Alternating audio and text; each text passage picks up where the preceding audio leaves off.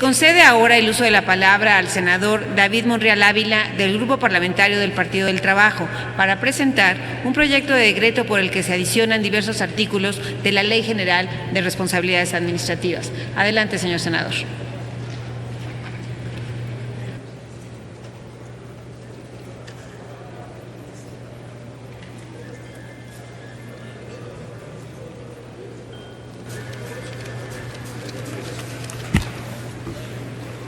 Con el permiso, Presidenta, la rendición de cuentas debe llegar hasta el último centavo del erario, es decir, todos los recursos públicos tienen que ser observables y fiscalizados. La ciudadanía está en su derecho de conocer de manera general en qué y cómo se gasta el presupuesto. Esto no solo se limita a lo económico, sino en la toma de decisiones públicas. Los índices de corrupción de México es un tema alarmante de acuerdo a la Transparencia Internacional. El país ahora fue calificado con 35 y se encuentra en el lugar número 95 de acuerdo a la puntuación del índice de percepción de corrupción.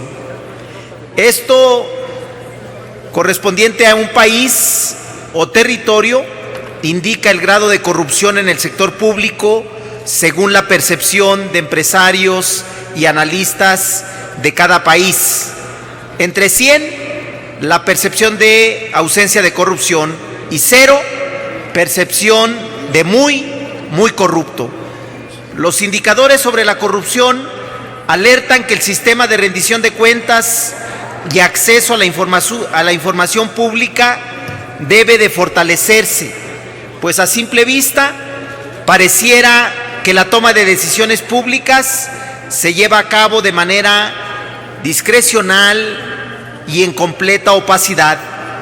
Datos de Latino Barómetro 2016 indican que entre la percepción de la gente, la corrupción comienza a ser o es ya el principal problema de nuestro país por debajo de la delincuencia y la violencia, aunque en la práctica estas tres problemáticas tengan el mismo origen. De acuerdo a los datos de dicho estudio, el 54% de las personas encuestadas señalan que ya no se puede tolerar la corrupción, mientras que solo el 25% de la gente aprueba la gestión de esta función de la administración federal en turno. Es decir, existe una asociación directa entre corrupción y confianza en el gobierno, ya que mientras aumenta la percepción de corrupción, la desconfianza también incrementa. Bajo esta lógica, los ciudadanos están conscientes que al no ser sancionados a los altos funcionarios por actos comprobados de corrupción, a ellos no les afectaría sobornar a un agente de tránsito o bien algún trabajador de la administración pública para que les agilice o les facilite un trámite. Y en este sentido, es necesario romper con este círculo vicioso que se va ensanchando con la impunidad que radica en nuestro país. Frente a este escenario, el Congreso de la Unión en el año 2015 aprobó una serie de modificaciones constitucionales en materia de combate a la corrupción, las cuales fueron publicadas en el Diario Oficial de la Federación el 27 de mayo del mismo año. Dentro de estos cambios constitucionales se encuentra la creación de nuevos mecanismos de fiscalización de los recursos públicos, así como el establecimiento de un sistema nacional anticorrupción, el que sienta sus bases en el artículo 113 de la Constitución Federal y lo describe como la instancia de coordinación entre las autoridades de todos los órdenes de gobierno competentes en la prevención y detección y sanción de responsabilidades administrativas y hechos de corrupción, así como en la fiscalización y control de recursos públicos. Sin embargo, debe de resaltar y señalar que México llega muy tarde a esta discusión, ya que en el mundo hoy en día existen más de 100 comisiones y agencias anticorrupción.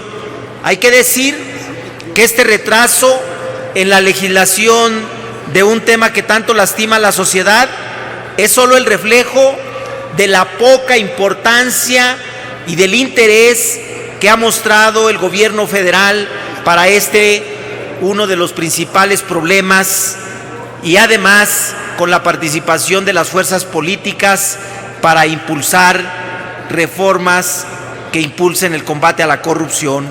Una de las propuestas legislativas en materia de anticorrupción provino de la sociedad civil bajo la denominada Iniciativa Ciudadana 3 de 3, que pretendía establecer una fuerte obligación para todos los servidores públicos de hacer pública sin ninguna restricción la declaración fiscal, la patrimonial y la de interés.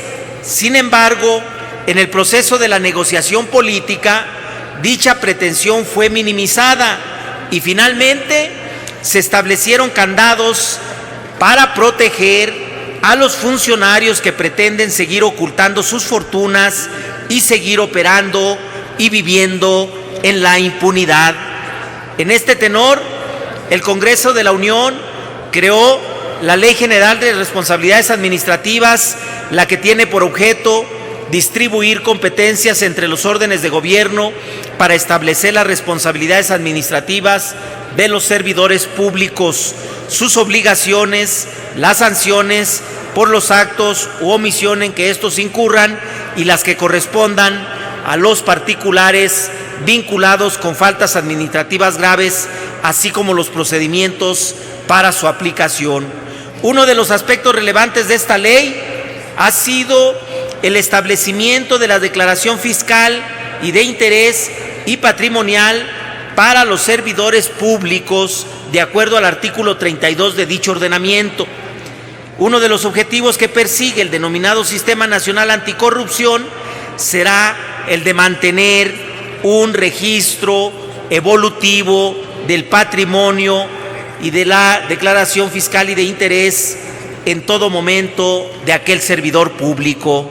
Por su parte, en su artículo 2, fracción novena de la Ley de Fiscalización y Rendición de Cuentas de la Federación, señala que para efectos de fiscalización de los recursos públicos de la Federación debe entender por entidades federalizadas a un mayor número de entes. Es decir, la Ley General de Responsabilidades Administrativas ha dejado fuera de la obligatoriedad a personas físicas que debieran ser susceptibles de supervisión por parte de las autoridades en los términos de la Ley de Fiscalización y Rendición de Cuentas.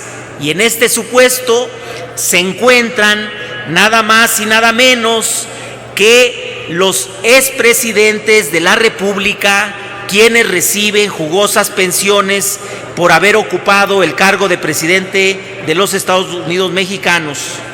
En 1976 y 1987, en particular, mediante el decreto presidencial 2763 bis, se estableció la prerrogativa a los exmandatarios federales de recibir de manera vitalicia el pago de una cuantiosa pensión mensual equivalente al salario total correspondiente a los servidores públicos que ocupan el puesto de secretario de Estado, la que se otorgará a cargo del erario público y se incrementará en la misma proporción de temporalidad.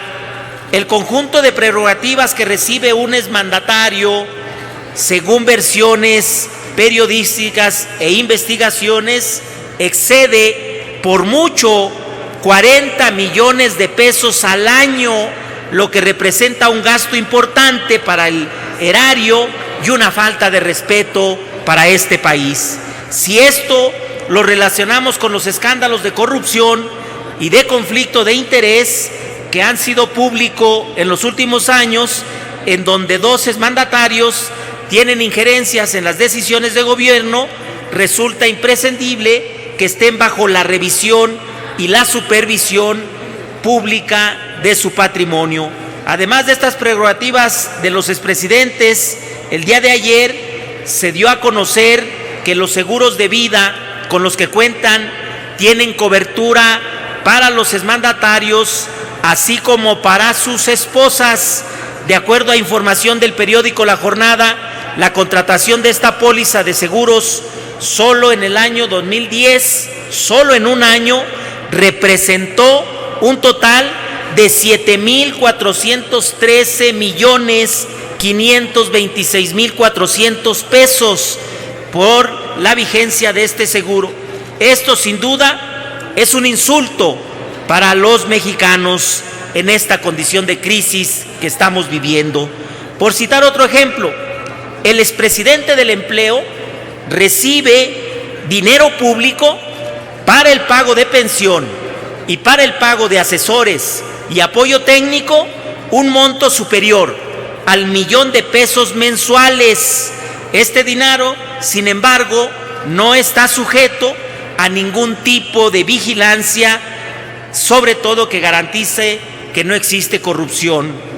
En este sentido, y bajo los argumentos jurídicos presentados, resulta necesario que como parte de los sujetos obligados a presentar su declaración patrimonial, su declaración de interés y su declaración fiscal ante el Sistema Nacional Anticorrupción, se incluyan a quienes hayan ocupado el cargo de presidentes de los Estados Unidos mexicanos y reciban esta pensión vitalicia en virtud de que dicho dinero proviene del erario y de la responsabilidad que ostentaron.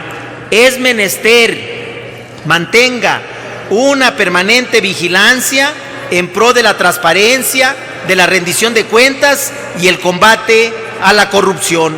Si los expresidentes consideran que eso es un exceso, que renuncien a esta pensión. Es por ello que se propone modificar el artículo 4 y 33 de la Ley General de Responsabilidades Administrativas con el objeto de establecer que los exmandatarios federales, una vez concluido su encargo y mientras reciban el pago de su pensión, deberán de presentar su declaración de acuerdo a lo establecido por la ley.